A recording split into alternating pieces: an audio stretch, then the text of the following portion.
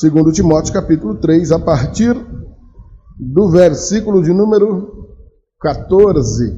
Nós estamos numa série de mensagens, hoje nós estamos na terceira parte dessa série. As nossas mensagens, as nossas pregações, prioritariamente são pregações expositivas. A prioridade das nossas pregações é pelo sermão expositivo. E para esse tipo de mensagem, algumas coisas se fazem necessárias a fim de que essa mensagem seja o mais bem aproveitado possível.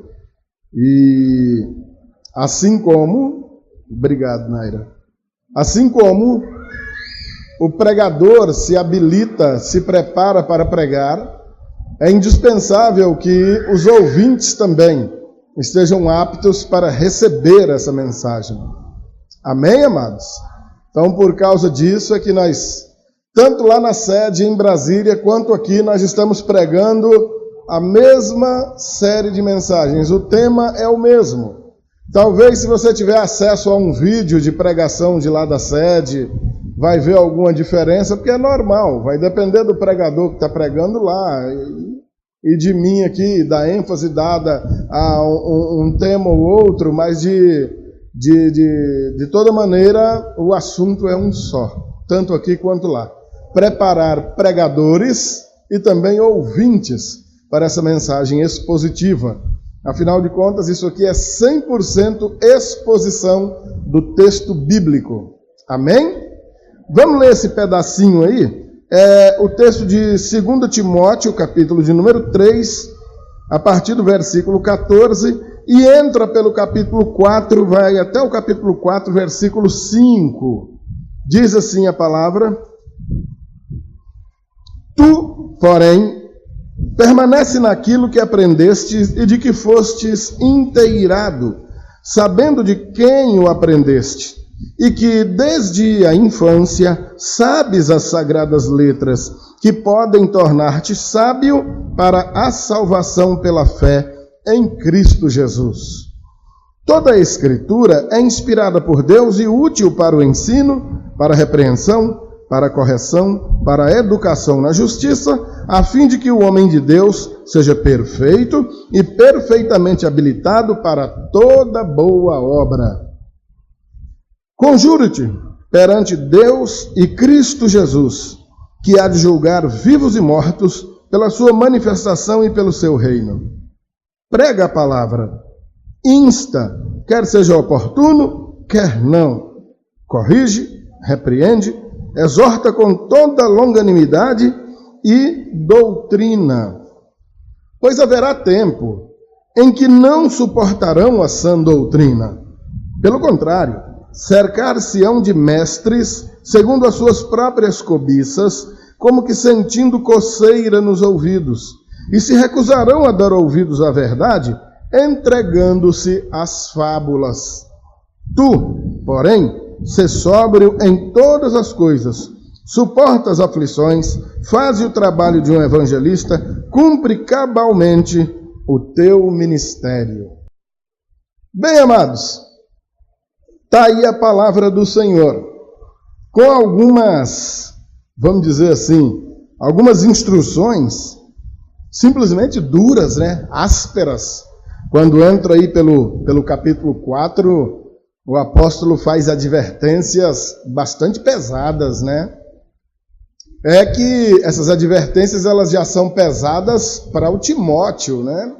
E depois ele vai avisar acerca desse zelo da pregação, porque haverá um tempo, e evidentemente ele falava de um tempo que ele já via, 2000 anos atrás ele já contemplava, e veja que ele nem sonhava que no ano de 2018, numa cidade chamada União, Piauí, nós estaríamos lendo essa palavra e comentando desse mesmo assunto, e sabendo que ainda nos dias de hoje tem um monte de gente espalhada aí pelo mundo que não suporta ouvir a palavra, que é como dando coceira nos ouvidos, e quem já teve uma coceira no ouvido sabe que é horrível, dá vontade de enfiar o dedo na cabeça, no crânio assim para coçar, né?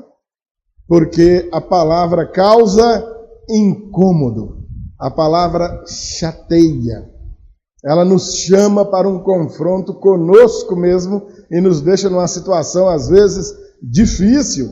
Quando a gente olha para nós mesmos, quando a gente contempla a santidade do Senhor e tenta comparar aquela santidade dele com aquilo da nossa vida que nós pensávamos que era santo, e a gente vê a diferença, e a gente vê o quanto somos pecadores e o quanto nós merecemos taca, peia mesmo no lombo, porque a santidade de Deus nos constrange.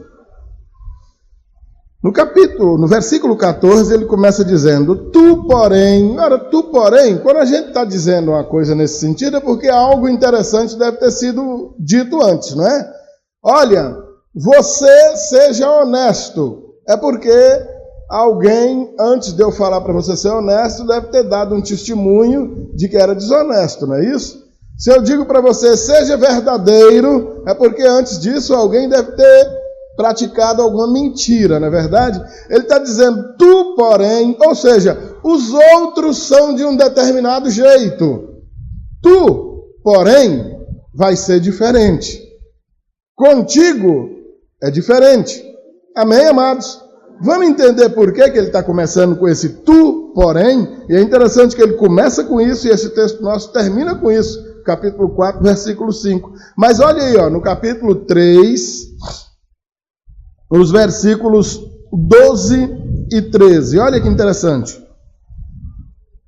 Ora, estão vendo aí? Ora, todos quantos querem viver piedosamente em Cristo Jesus, serão o quê? Serão o quê? Abençoados? Vão viver dando gargalhada? Serão enriquecidos? Não, serão o quê? Não pode ser, ué. Espera aí. Todos quantos querem viver piedosamente em Cristo Jesus serão o quê? Uai. Então não vou mais querer viver piedosamente em Cristo Jesus, não, ué. Vou largar esse negócio de piedade de lá, ué. Não tem futuro, não. Quer dizer que eu vou ser perseguido, é? Mesmo preservando a vida de santidade? É isso? Olha, amados, eu estou sendo irônico para enfatizar algo que já está aí na nossa cara. Para tornar forte uma expressão que já não é fraca. Por si só ela já é forte. Imagine o que é para uma igreja do século 21 ouvir essa mensagem. Porque não é isso que nós buscamos.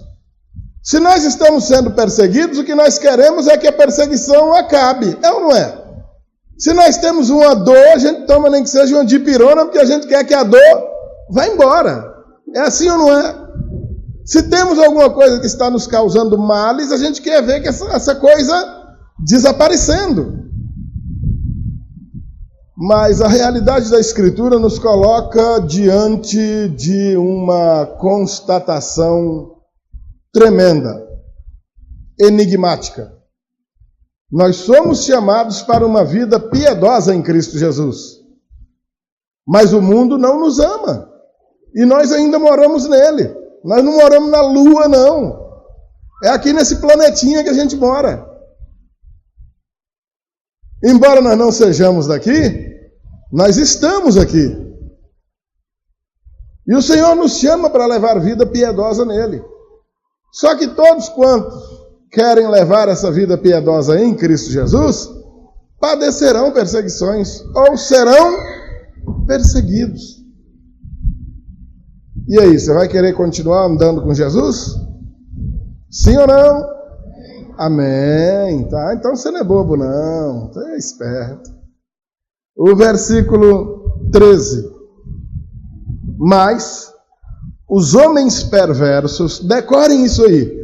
Homens aqui no sentido de ser humano, tá? Homens e mulheres.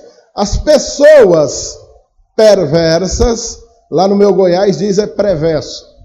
As pessoas perversas e impostores irão de mal a pior. enganando e sendo enganados. Por isso que ele entra no versículo 14 com essa expressão.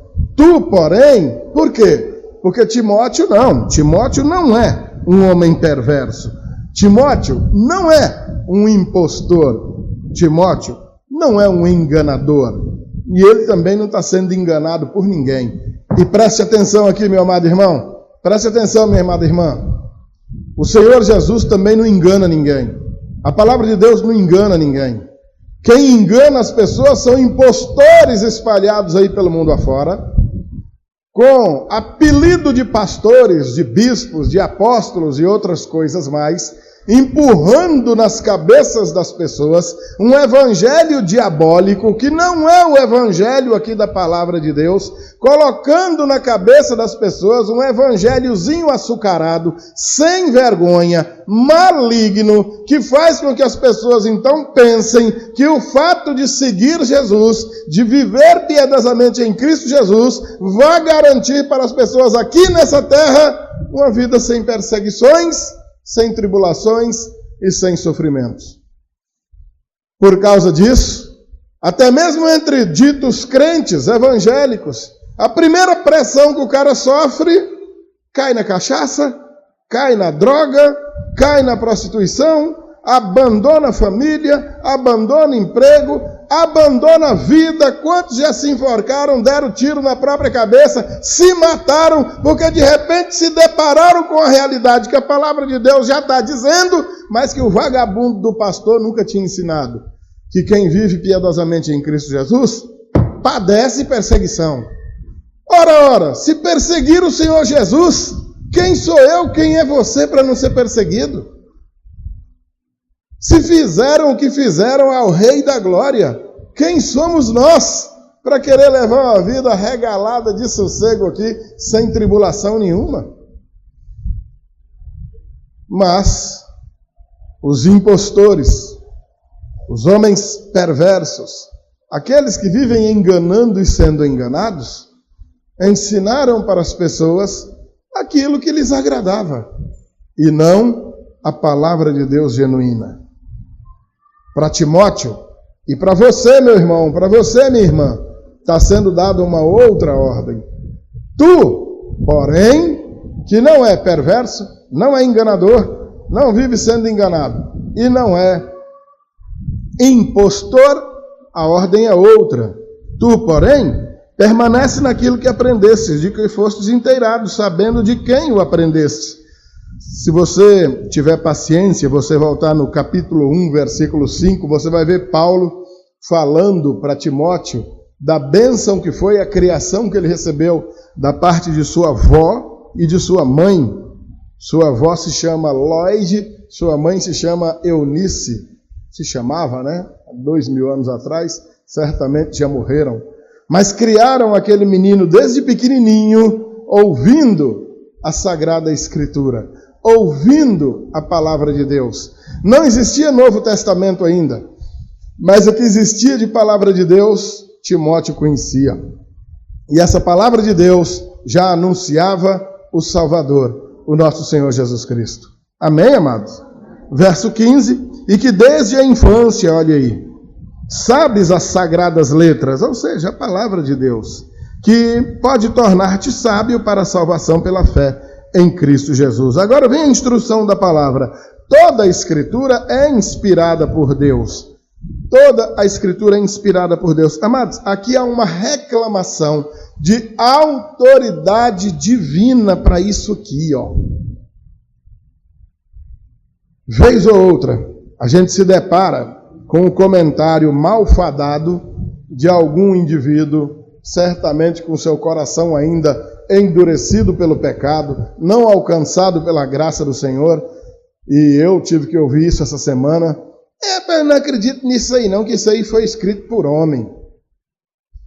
Quem assiste nosso programa de rádio deve ter me ouvido comentar isso essa semana. Eu digo, bem, rapaz, como eu disse para um certa vez, eu digo, eu não conheço outro animal nesse planeta que escreva. O único animal desse planeta Terra capaz de escrever que eu saiba é o homem. Mas se você quisesse que um macaco, um peixe, um jumento tivesse escrito, talvez o milagre seria ainda maior, né? De qualquer maneira, querido, certamente foram homens que escreveram. Não veio nenhum ET de outro planeta para escrever. Nenhum anjo desceu do céu para escrever. Todavia, essa palavra foi escrita por homens instruídos, inspirados pelo Espírito Santo de Deus. Amém, queridos? Essa palavra literalmente foi soprada pelo próprio Deus. No fim das contas, quem pegou na caneta para escrever, pouco importa. O que importa é que esse que escrevia inspirado por Deus. No final das contas, o autor dessa escritura é o próprio Deus. Então ele está reclamando a autoridade dessa escritura. Toda a escritura é inspirada por Deus. Amém, amados? E ela é útil para o ensino. Olha, queridos, não existe outro veículo ou meio de aprender de Deus que não seja por meio dessa escritura sagrada. Existem irmãos nossos que priorizam absurdamente algumas experiências sobrenaturais, como sonhos, visões, profecias entre os irmãos. Nós não desprezamos essas coisas, amados. Inclusive, não tem nenhuma vergonha e nenhuma reserva para dizer, Deus já falou comigo por sonho. É que ao longo desses anos andando na igreja, desde o ano de 1975, Deus falou comigo por sonho 2 vezes. Uai, pastor, só? Então você deve estar em pecado. Eu não sei, querido. Se Deus quisesse falar mais, ele teria falado mais, eu acredito. Mas ele quis falar 2 vezes. Ao longo de mais de 40 anos, falou comigo 2 vezes. Eu não quero aqui diminuir o irmão que toda semana ou até toda noite sonha com alguma coisa com Deus falando com ele. Dá vontade de dizer, meu irmão, tu tem a memória ruim, hein? Porque toda noite Deus tem que voltar e te lembrar de alguma coisa. Tu já esqueceu do sonho de ontem? A única maneira de sermos ensinados acerca das coisas de Deus é por meio dessa escritura. Não tem outro jeito. Os sonhos, as visões, tudo isso é muito interessante, mas um outro detalhe desses poucos sonhos que tive é que aquilo que me foi dito no sonho apenas me remetia à palavra. Ou seja, do mesmo jeito continuou sendo a palavra de Deus. O grande instrutor, ensinador meu. Amém, amados? Ainda é útil também para repreensão. Quando é que nós precisamos de repreensão? Para nos fazer perceber o que não esteja em ordem na nossa vida. Ô queridos, o filho, quando comete algo de errado, precisa ser repreendido pelo pai. Ou pela mãe, não é verdade? Ainda, o aluno, quando não procede corretamente na escola, é repreendido pelo diretor, pelo coordenador, pelo professor. É assim ou não é? Quando algo não está correto, é indispensável que se repreenda. Você vai dirigindo aí acima da velocidade, falando no celular, sem cinto de segurança, sem capacete na moto, sem habilitação, você vai ser repreendido pela autoridade. De várias maneiras, inclusive sendo multado. É uma forma de repreensão. Que às vezes a gente só vai ouvir o conselho mesmo se machucar o bolso, não é verdade? E a palavra de Deus nos repreende quanto a algo que nós estejamos fazendo, às vezes sabendo que está errado, às vezes imaginando que esteja certo, mas é preciso que a palavra dê aquele beliscão para nos repreender quanto à atitude incorreta. E ainda a palavra é útil também para correção. Não basta repreender e dizer, ei, isso aí está errado. Tá, tudo bem, está errado. E aí? Ah, tá, então vamos corrigir. Se está errado, vamos fazer o certo. E a palavra é útil para isso. Para a correção, para a nossa correção quando erramos, para apontar a maneira correta. Oh, quer dizer que esse jeito é errado? É. E como é que é o certo? É assim, assim, assim. A palavra não deixa nenhuma área da nossa vida sem a devida instrução. E quando nós erramos, ela é completa e ela é plena e ela é poderosa para nos corrigir, nos repreender e nos corrigir. E ainda útil para educação na justiça. Tudo isso está aí no versículo número 16, tá bom? Toda a Escritura é inspirada por Deus e útil para o ensino, para a repreensão, para a correção, para a educação na justiça. A educação na justiça é nos ensinando a fazer o que é correto conforme a justiça de Deus. Não conforme a minha cabeça, não conforme o que eu gosto, não conforme o que eu quero, não conforme o que vovó me ensinou. Olha, aqui nós estamos diante de uma realidade que também machuca inúmeras famílias pelo mundo afora há milênios. A má instrução que recebemos dentro de nossas próprias casas, da parte de pessoas que nós amamos, que deveriam nos instruir bem e acabaram nos instruindo mal. Quando Paulo está elogiando aqui no capítulo 1, versículo 5, a avó e a mãe do Timóteo, por terem elaborado ou terem executado uma boa criação sobre Timóteo, o que ele está exaltando é o fato de elas terem criado o menino no conhecimento da palavra de Deus. Quantas pessoas hoje nós temos apegados, agarrados a uma religiosidade que não vai levar ninguém a lugar nenhum e dizem que vão morrer naquela religião porque vovó ensinou, mamãe e papai ensinaram e ele não vai largar. Mas vovó estava errada. Quem é você para falar de vovó? Tu não conheceu vovó, era uma pessoa maravilhosa. Eu creio que era mesmo. Não duvido não. Mas a verdadeira instrução vem da palavra de Deus, amado. E você, aí que está vivo, olhando para mim, e que ainda tem vovô e vovó, e que ainda encontram-se debaixo da cegueira de uma religiosidade nula, está com tempo suficiente para correr a ele ainda e corrigi-lo, e corrigi-la. Ô vovó, eu te agradeço por todo o empenho que você teve a vida toda, mas não é conforme a senhora ensinou, não. A senhora está enganada. A palavra de Deus ensina assim, assim, assim.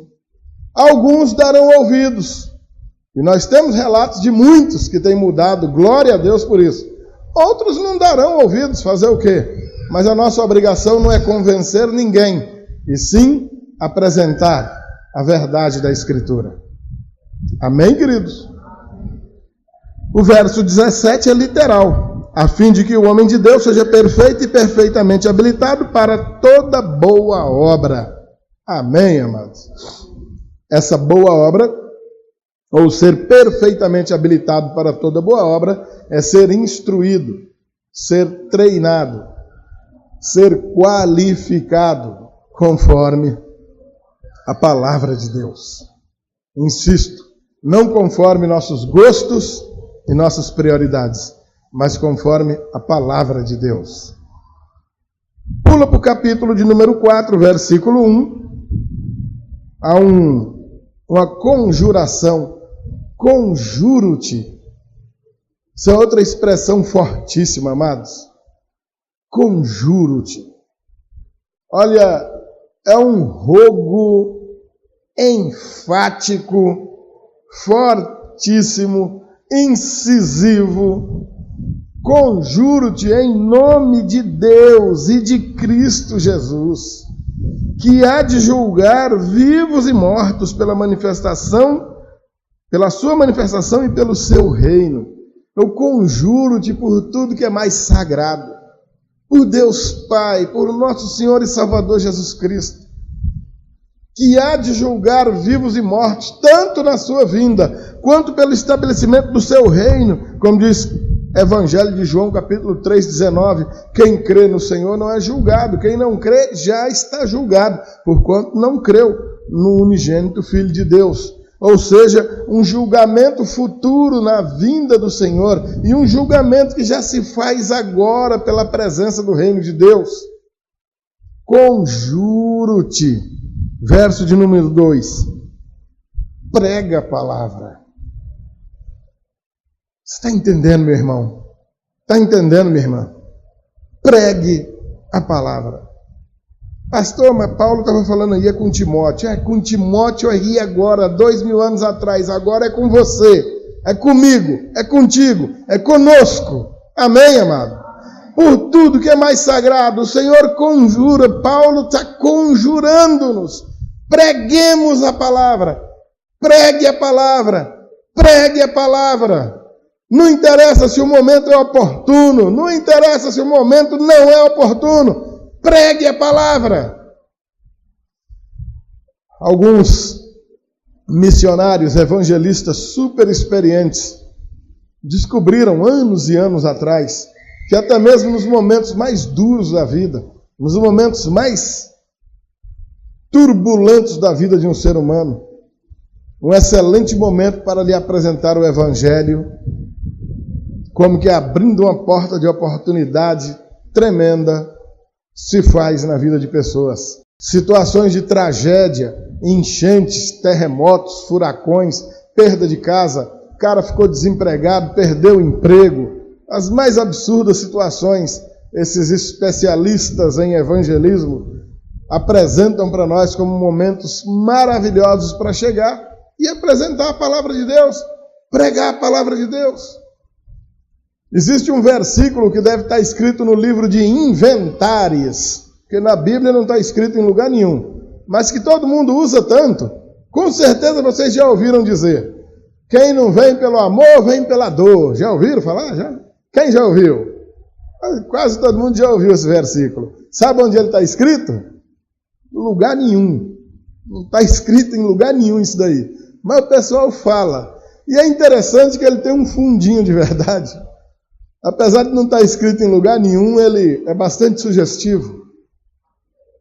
Nos momentos de dor, em que nós imaginamos, não, deixa aquela pessoa em paz, ela passou por uma tribulação muito grande. Não, amado. A paz que a gente está desejando a ela é a palavra de Deus que vai levar. É a presença de Deus em sua vida. E não existe outra maneira de conhecer Deus que não seja por meio da palavra. Por isso, Paulo entra de modo tão enfático: conjuro-te por Deus e por Cristo Jesus, que há de julgar vivos e mortos pela manifestação do seu reino ou pela sua vinda. Prega a palavra. Prega a palavra, meu irmão. Prega a palavra, minha irmã. Nós não temos mais tempo a perder. Se você soubesse que esse prédio está queimando, incendiou, que vai cozinhar todo mundo que passar aqui para dentro, o povo está todo saindo e você pega alguém desavisado entrando, o que você vai fazer? Você não vai no mínimo avisar: ei, não entra no prédio não, porque está pegando fogo. Se você entrar, você vai morrer. Qualquer um de nós faríamos isso. Olha, não passa naquela rua não, que está tendo um tiroteio lá. Eu lembro assim que a gente chegou para cá, chegamos no final de 2008, né, que o inverno da virada de 2008 para 2009 foi terrível. E um rapaz morreu eletrocutado lá no bairro São Sebastião. Caiu um cabo de energia no chão e o rapaz passou e morreu eletrocutado lá. E depois nós ficamos sabendo que a esposa desse rapaz, quando ficou sabendo que o cabo tinha caído: eita, o fulano só vem por ali, deixa eu ligar para ele e avisar. Não deu mais tempo. Quando ela tentou ligar, ele já tinha se acidentado, já estava morto lá. Quantas pessoas não avisariam aquele rapaz, ou qualquer pessoa: não vai por aquela rua não, porque caiu um cabo lá e está dando choque, vai morrer. Parece que a realidade da destruição de toda essa ordem, o envio para o inferno, para a eternidade separado da presença de Deus, uma eternidade de padecimentos, de sofrimentos horríveis, não nos causa impacto, porque sabemos que multidões estão indo para lá e a gente simplesmente se cala no momento de abrir essas bocas e pregar a palavra. Como se a gente soubesse que caiu um cabo de energia ali, quem passar por ali vai morrer eletrocutado, mas eu não vou falar nada não, porque aquele cara ali, ele é meio coiceiro, a gente dá bom dia, ele dá uma patada na gente. Vai deixar o cara morrer? Não, aquele cabo ali, ele é ruim mesmo, eu conheço ele, é bom que ele pisa lá e morra mesmo. Pelo amor de Deus! O que é que te impede de abrir essa boca e pregar a palavra? É porque você não acredita que a condenação seja real? Ou porque você não acredita que a salvação em Cristo Jesus é uma realidade na tua vida? O que é que impede? Prega a palavra. Insta, insistentemente, quer seja oportuno, quer não. Há momentos que são oportunos, alguém vem para você e pergunta, e como é que é isso mesmo, hein? Opa, e você aproveita, né? Cai matando. Mas há momentos que não são oportunos. O cara não está te perguntando nada, ele não quer nem saber dessa conversa, mas entra com ela assim mesmo. Larga a palavra de Deus ali. Nossa obrigação é pregar. Quem convencerá os eleitos do Senhor é o próprio Deus. A tarefa é dele. É indispensável que a pessoa ouça. Sem ouvir, é impossível. Corrige, repreende. Interessante que a gente está vendo aqui no versículo 2, as mesmas coisas que ele disse lá no capítulo 3, verso 16, né?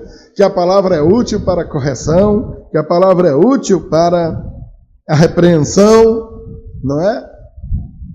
Enfático. Quando ele está dizendo corrige, repreende, exorta, com toda longanimidade, ou seja, com toda paciência e doutrina. O que vem a ser doutrina? A doutrina dos apóstolos. Com quem que os apóstolos aprenderam? Com Jesus. A palavra é de Deus, ou seja, a doutrina é a própria palavra de Deus. Ou seja, prega a palavra, insta, quer seja oportuno, quer não, corrige, repreende, exorta, com toda paciência, essa palavra do Senhor. Talvez você se sinta incomodado mesmo de evangelizar alguém, de anunciar a salvação a alguém, porque você cogita que a palavra seja tua. E aí você vai e pensa, pastor, mas eu não sei pregar. Bom, amado, eu vou dizer um negócio aqui para você que talvez te deixe meio assombrado. Eu também não sei. Se não fosse essa palavra aqui para pregar, eu não faço a menor ideia do que é que eu traria para dizer para vocês. Que notícia eu teria para dar para vocês? Que conversa que eu ia inventar aqui para vocês, se não fosse essa palavra bendita do Senhor? Porque de mim mesmo, amados, não tem muita coisa para passar para vocês, não. Ou não tem mesmo nada. Mas a palavra de Deus, viva e eficaz, é a maior dádiva, o maior presente que você pode receber nesses dias. Amém, queridos? Tudo isso por quê, queridos? Verso de número 3. Pois haverá tempo, em que não suportarão a sã doutrina. Se ele está falando na sã doutrina, é porque deve existir uma outra doutrina, né? Se uma é sã, se uma é sadia, se uma é saudável, é porque deve existir uma outra que seja doente, adoecida, podre, estragada. E essa as pessoas amam, as pessoas gostam. Mas ele fala de um tempo no qual as pessoas não suportariam mais a sã doutrina. Pelo contrário, se cercariam de mestres, segundo as suas próprias cobiças, como que sentindo coceira nos ouvidos. E se recusarão a dar ouvidos à verdade, entregando-se às fábulas.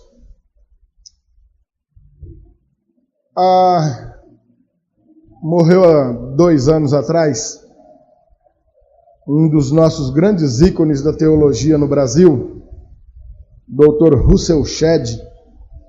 Deus me deu a honra, o privilégio de estudar com aquele homem, fazer alguns cursos com ele. No fim da vida, apesar da grande diferença de idade, ele com 80 anos e o pastor Michel com 30 e poucos, eram grandes amigos. Esteve muito na nossa igreja lá em Brasília. Daqui onde eu tive o privilégio de levar o Flávio, o Washington e o João Paulo para vê-lo pregar ali na Igreja Batista em Teresina. Tiveram o privilégio de assistir a uma das últimas pregações que ele fez, eu acho. E o Dr. Shedd, embora especialista em muita coisa do Novo Testamento, ele, nos seus últimos dias de vida, ele bateu muito forte em uma tecla, em um dos ministérios da igreja que talvez seja o mais negligenciado, que se chama disciplina. Quando a gente fala em disciplina, a gente só pensa no chicote e ataca no lombo, né? A nossa associação com disciplina é isso. E também envolve, quando há necessidade, evidentemente aqui ninguém vai dar chibatada em ninguém, mas estou dizendo que faz parte em outro contexto. Dr. Shedd falava demais nessa questão de disciplina. E segundo ele, tanto famílias quanto igrejas estavam se perdendo e se acabando por terem abandonado a disciplina. O que a gente vive nos nossos dias? O indivíduo congrega aqui conosco, ele faz parte da nossa membresia, e ele então comete um determinado pecado, um determinado delito. Eu, como sendo o pastor da igreja, o chamo, o repreendo, esperando que ele mude a sua conduta, que ele abandone aquela prática. E ele não a abandona, então, como pastor da igreja, biblicamente eu devo chamá-lo, reunir um grupo de irmãos, expor para a igreja o problema daquele irmão, e a igreja então delibera a disciplinar aquele irmão, ou seja, afastar aquele irmão durante determinado tempo do convívio com a igreja, ou seja, de tirá-lo de debaixo da proteção da igreja, deixando-o vulnerável aos ataques do inimigo. Isso é disciplina eclesiástica. Tal tem se tornado extremamente difícil nos nossos dias, em virtude de quê? Do self-service evangélico que a nossa religião se transformou. Camarada, então, incorre em um determinado pecado aqui, eu disciplino o cara aqui, ao invés dele aceitar essa disciplina, passar por ela e consertar sua vida para o seu próprio bem, o que ele faz? Ele sai dessa igreja aqui e vai para uma outra acolá. Ora, maquiando o problema, já que aqui todo mundo sabe do problema dele, mas lá na outra ninguém sabe, então ele chega, vai ficando por ali, empurrando o mundo com a barriga. Ou então o próprio pastor até sabe do seu problema, mas passa a mão no ombro e diga: vem, meu irmão, aqui você vai ser amado, aqui você vai ser honrado. E nada da disciplina na vida do camarada acontecer. Do mesmo modo, os pais, abandonando a disciplina dos próprios filhos, têm formado uma geração de pessoas inadmoestáveis. Nós, os professores aí da rede pública, sabemos do que falamos quando recebemos os filhos da comunidade e nos deparamos com crianças de 12, 13, 14, 15 anos de idade que vão ouvir o primeiro não da vida deles lá na escola. E logo de cara já nomeia o professor como seu maior inimigo, porque nunca ninguém deu um grito com ele na vida. E o professor gritou. Nem meu pai, nem minha mãe nunca gritou comigo. E a gente olha na carinha dele e diz: não precisava nem você dizer isso, a gente está vendo, a gente sabe. Nunca experimentaram a disciplina, não sabe o que são limites, o que pode, o que não pode, o que deve, o que não deve. Conhece todos os seus direitos, mas não tem a menor ideia do que seja dever. Tudo isso por falta de disciplina. E a palavra já advertia. Está aqui Paulo dizendo que chegaria um tempo em que as pessoas não suportariam a sã doutrina. e se cercariam, olha só, se cercariam de mestres. Notem, amados irmãos, o estrago feito na ordem das coisas. Você lê o Novo Testamento, os Evangelhos, o que é que você vai ver? Jesus sendo cercado de multidões, ou seja, o mestre no centro e as multidões em volta do mestre tentando ouvir e aprender alguma coisa. É ou não é? É assim ou não era? Você não está acostumado a ver? E agora Paulo está dizendo que há uma inversão e que essas pessoas que não suportam a sã doutrina é que vão se cercar de mestres. Agora é o contrário. É o insubmisso, é o bicho que tem coceira nos ouvidos, em pé no meio. O centro não é Jesus, é ele.